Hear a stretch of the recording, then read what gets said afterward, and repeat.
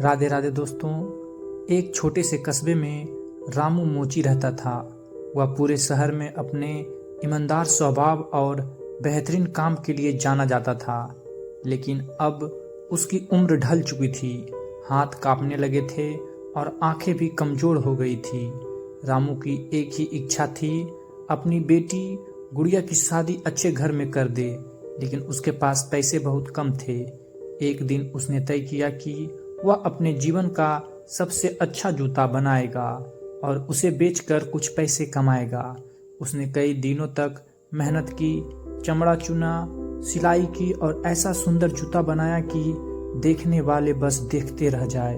जब जूते तैयार हुए तभी एक गरीब लड़का उसकी दुकान पर आया। उसके पैरों में फटे हुए चप्पल थे। वह बोला, बाबा, कल मेरा स्कूल में सम्मान समारोह है, मुझे पुरस्कार मिलने वाला है, लेकिन मेरे पास पहनने के लिए अच्छे जूते नहीं हैं। रामू ने लड़के की आंखों में देखा। उसमें वही चमक थी जो कभी उसके अपने सपनों में हुआ करती थी। एक पल के लिए उसने सोचा, अगर ये जूते बेच दूं तो बेटी की शादी के लिए कुछ पैसे मिल जाएंगे। लेकिन अगले ही पल उसका दिल पिघल गया। उसने वे नए जूते लड़के को दे दिए। लड़का खुशी से उछल पड़ा और धन्यवाद कहकर चला गया। उस रात रामू बहुत उदास था। उसे चिंता थी कि अब बेटी की शादी कैसे होगी। अगली सुबह उसकी दुकान के बाहर एक बड़ी कार आकर रुकी।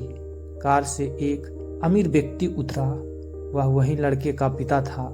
उसने कहा, मेरे बेटे ने सारी बात बताई। आपने अपने फायदे से पहले उसके सपने को चुना। आजकल ऐसे लोग बहुत कम मिलते हैं। उस आदमी ने रामू को एक बड़ा ऑर्डर दिया। अपने पूरे जूता शोरूम के लिए जूते बनाने का कुछ ही महीनों में रामू की जिंदगी बदल गई। उसकी बेटी की शादी धूमधाम से हुई और उसका छोटा सा काम एक बड़े व्यवसाय में बदल गया। शादी के दिन रामू ने आसमान की ओर देखकर कहा, जब तुम किसी के सपनों को टूटने से बचाते हो तो भगवान तुम्हारे सपनों को भी ख्याल रखता है।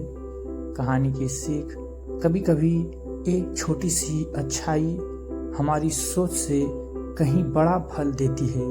इंसानियत में किया गया निवेश सबसे बड़ा निवेश होता है। अगर आपको यह कहानी पसंद आई हो, please like, share and subscribe. धन्यवाद।